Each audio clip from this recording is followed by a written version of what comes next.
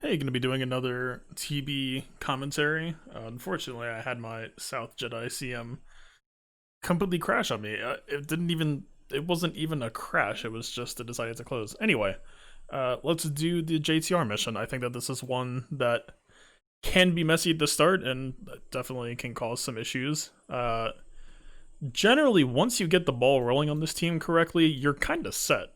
It's one of those where the first, let's say, 10 turns are the worst part. And then, once you've got all of their turn meter in control, it's basically free until the end. It's extremely difficult to lose. So, gonna be going through. Mostly, there's not a whole lot special to the modding. I just make sure to move all of my fastest sets over.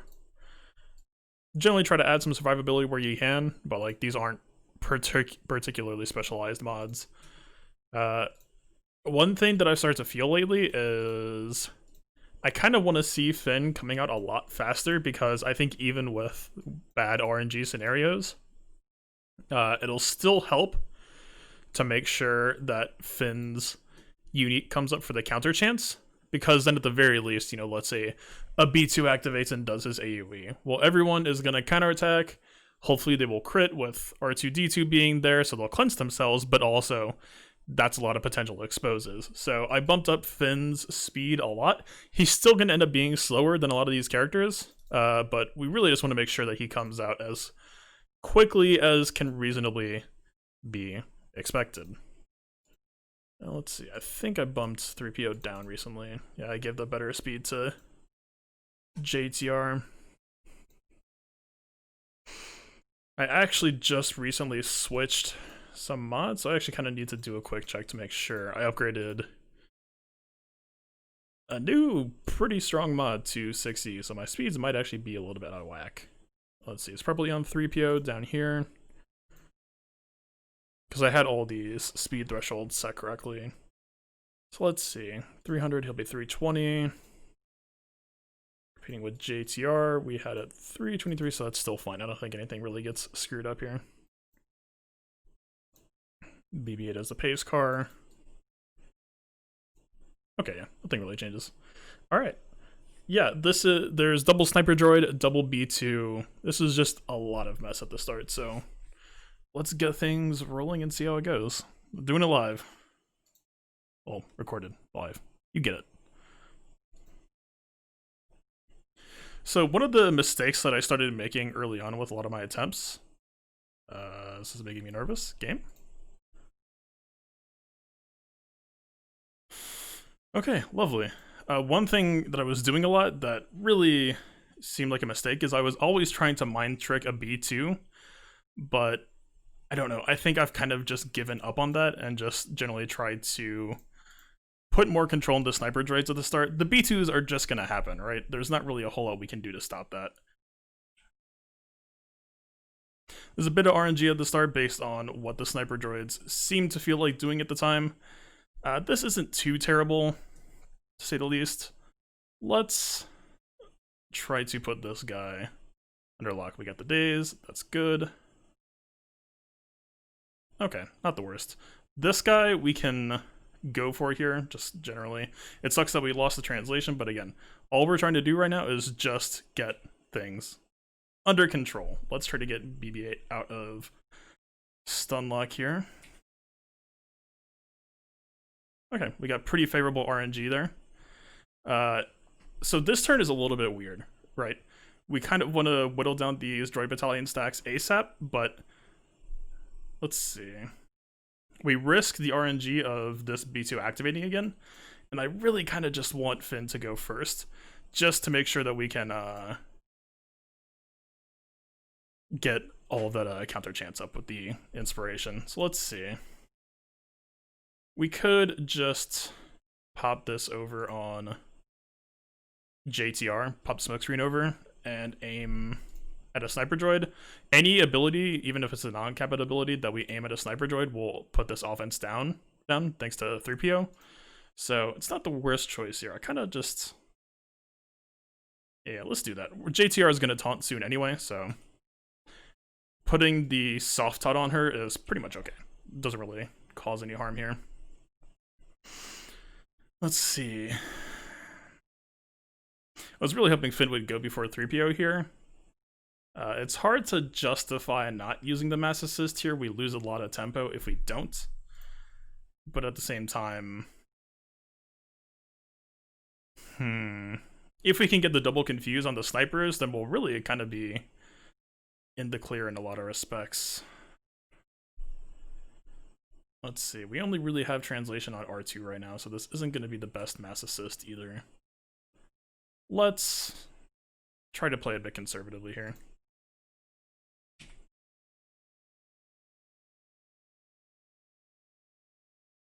Okay, we have to open up with the double hit first. We're close. We're not quite there yet, but we're close. I don't think JTR is going to have her mind tricks up since we don't have her triple translation. She can't cycle herself. So I'm actually probably going to swap to R2 here. We're just going to flood the RNG table. This is going to look messy, and this is going to be messy. But I've generally found that this is one of the best methods just because we benefit so much more than the B2s do. So check this out. There's going to be a lot of RNG involved in this. Hopefully it plays out for us. We're going to get a bunch of turn meter, assuming that we get good exposed RNG. We have some extra crit chance modding on R2. Let's just find out what happens.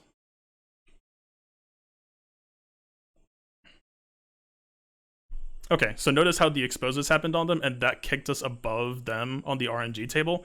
That's kind of the goal of a play like that. Normally on paper, that's going to look like a bad idea, and it is a bad idea. But it's a gamble that usually pays off. The RNG tilts in the player's favor, and while it feels irresponsible to make a guide that says, yeah, just cross your fingers and pray, it hasn't blown up in my face yet, and that must be good for something, right? So Finn's about to do a grenade here. It's not the easiest choice. Getting turns like this on JTR where you don't have a special up always kind of feel a little bit bad. But we have Finn under stealth at least, so this droid isn't going to be too bad of a threat. Hopefully we don't lose anybody though. But he has offense down. Let's try to set the grenade up. Okay. Grenade went fine. Yeah, we've got 3PO going. Again, let's just flood the RNG tables. B2 did not get reduced, but again, because we got knocked up 2 people at 100% turn meter, it just means that we have so much extra turn meter that it's generally going to work out for us anyway. It's kind of the running theme you're going to hear a lot here. So in this case, we have a sniper droid contesting our RNG. So I kind of like Smokescreen here. So R2 basics are actually insanely high value for this team. So he's offering you 2 exposes per basic, and with Droid Battalion, he's going to basic twice. So that's essentially 4 exposes worth of team meter to get to the team. But by doing this, we are also effectively pulling an enemy out of the rotation. So I think it's fine to just, let's stick with 2 basics. We're not going to be able to reduce his turn meter either, so he's going to go. But check out how much turn meter we just gained because of that, right? We pulled Sniper Droid below. He retied when JTR went, but, you know, now we have JTR here. And because we had, what's the word? Foresight on JTR, we also, you know, weren't in danger of getting ability or buff immunity or anything. So now, we're, like, this is it. We basically just won 4 out of 4 ways unless we make a misplay somewhere else. So JTR will give her the second translation so that she can now start calling 3PO and reducing everybody. It really sucks. We've had this buff immunity forever. It's just a thing that's going to happen sometimes, and it means that we won't have 3PO reducing himself. It's not the end of the world, but just kind of looking at everything right now. We have days. We could just aim at him, just so that we can try to get an exposed so that he's going to start getting controlled. It looks like he lost it in the process, which is a bit unfortunate. JTR should not kill here, so let's just call 3PO, have him assist. He has offense down now. All of the main damage dealers have offense down. We're probably going to lose it by aiming at B1 when we wiggle, but at the very least, if we choose to do something else, we'll have it there. So there's no real reason not to do it. Let's see. With Finn, you don't really have to worry about wave exit and entry with his cooldowns because he's always just juggling one to the other as long as you don't get debuffed. So we could just aim this at B1. It's all kind of fine. You know, we didn't get this on, or get the kill on BX, but we can just Mind Trick, wiggle with BB-8, and then because 3PO is a non-damaging assist, we're only going to remove 8 on B1. I mean, once you get to this point, like, we can kind of just wrap up this wave. R2 basics, great for team turn meter. Looks like we didn't get any on the last part, but that's okay. And because JTR always cycles herself with the 3PO calls, it also makes this a really, really nice choice for finishing up waves. If we need it, we have Illuminated Destiny next turn also, which is just, you know, extra insurance in case you feel worried. So with a case like this, we cannot rely on a JTR assist call to 3PO at the end because this triple expose likely means that this droid is going to die. So how do we want to play this?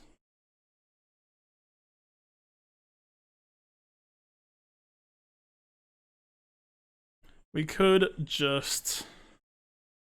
It's a bit annoying. We can overkill the smaller droid and then try to get 3PO to full stack, maybe? It's not a major choice here, but just we'll have a cleaner next wave if we can figure out the best way to not waste JTR here. Because if we leave this up but don't reduce this, then it puts us in it puts her in a really clunky position for next wave. Let's just play from here, see what happens. Okay. There's no real way. Yeah. It's just the exposures landing where they were was kind of unfortunate. In terms of the best Finn swap target, we might as well close this out with a BB-8 swap, because then we could just guarantee BB-8 starts off with Illuminated Destiny next turn. I don't see a real reason not to do that.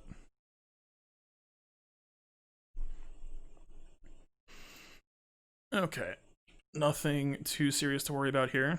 Don't want to use the grenade here necessarily. We could flood the RNG table, but in this case, we have like such a clean opener. I don't really see a reason to do that, right? Like, we're gonna kill the B2 and no one's really contesting us. We don't have like a droidica or a sniper droid to worry about. So let's just let the team do the heavy lifting for us. Again, R2 basic, super heavy lifting here. There's some RNG, but like, let's watch Finn's turn meter here. Okay, I think we got one expose per. Not amazing, not terrible. I always prefer, with JTR, because of the state that we left her in, it's not great. Even if we give her translation, it's gonna be a while before she comes back online. But let's do it anyway.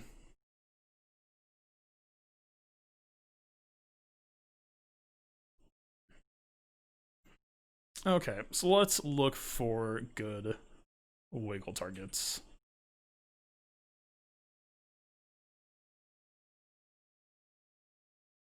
The Finn grenade causing magnet counter is kind of unfortunate. It's not that bad for this team, like, to be completely honest. We could even... This team doesn't need to use this ability at all, but, like, you can. It's not a big deal. Alright, now we have JTR where she needs to be. Now she is back in control. Triple translation, kind of just hard to lose from this point.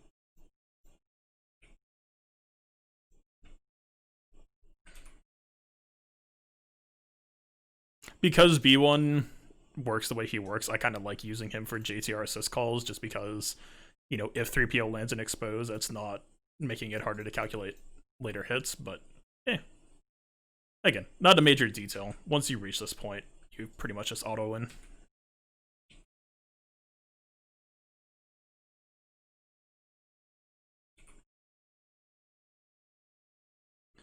Just making sure everyone has lovely looking cooldowns. We're pretty much there.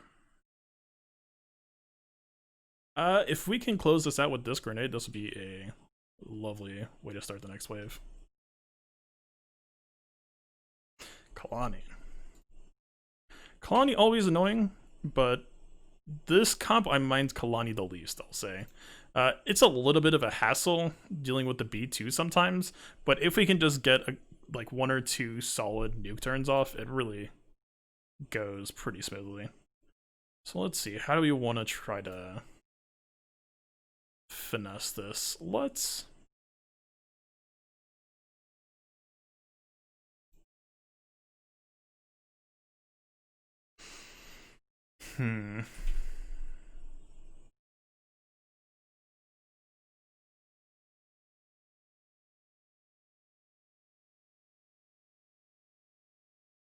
If we swap here, I'm pretty sure 3PO is going to go next. If we swap to Ray, it actually might be better, because Ray can mind trick the B2. Okay, B2 just asleep at the wheel. This section would be a case where, yeah, dazing B2 is completely fine here, because we're not going to be using AoE, so we're just going to go pure single target. So, if we grenade here, I think Kalani's still technically alive. I don't know that we actually get the benefit of hitting everyone else, so I'm just going to basic. Keep it simple. R2 basic, great Terminator here. Let's just keep the pressure on B2 without really giving them a chance to get rid of buffs on anybody. We got the triple translation. Again, once you get to this point, it's free. A Fin grenade here, no problem. It might cause a magnet counter, but not that bad. One thing to keep in mind, it's not really a big deal, but it can come up sometimes, is if you're using R2 basic too much, sometimes you'll lose the translation. I like to try to make sure that 3PO shares, let's say his second mass assist to R2, just to make sure that he still gets them. Let's get a cooldown call. I kind of want to... We're running out of people to hit. I kind of want to give this to Finn. Try to reduce him once or twice. He's dazed. He's down to 1 stack. This is quite alright. If we can just... So this is double exposed. He'll go down to about here, probably with JTR's damage. We can't call 3PO on here since he's down to last stack.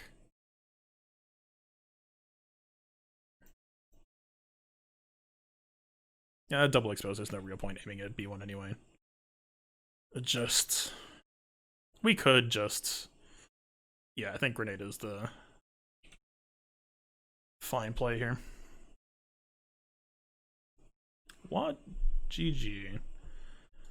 Okay, luckily it is a B2 tanking and not a Magna Guard, so this tank piece really doesn't mean anything for us. There are 2 threats that are going to be gaining turn meter as we do our thing, so we definitely need to keep that in mind.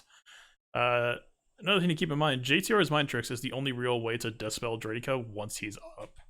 So we either need to do that now and hope that we ability block him, or play accordingly and try to track our cooldowns. I kind of... There's a little bit of RNG on if JTR is going to go twice before 3PO goes, but I kind of like stunning, or mind tricking Sniper Droid first. Dradica's first turn isn't going to really affect us anyway. Let's keep the single target pressure on B2, plenty of turn meter. Alright, because we have Finn coin flipping next, we can force it to go to 3PO so that JTR will be forced to have triple translation when she goes. It's perfect. GG's gonna go, which... Oh, he did not AoE. That's actually pretty beneficial for us.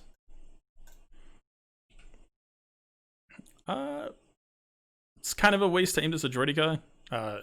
We're not really going to get a second confused stack or anything on him, so it's not really... I kind of like aiming at Watt here, just to try to get exposed on him, help keep him under control. So Droidicas can be weird sometimes. I have known them to just, instead of doing the usual shield into nukes, sometimes they'll just decide to kill you outright. I didn't really play around that, so I'm hoping that doesn't happen here. Let's give ourselves as much turn meter as possible just to try to make sure that isn't about to happen to us. This flamethrower feels a little bit iffy. If this exposed triggers below, then we're not going to be able to control who we target, but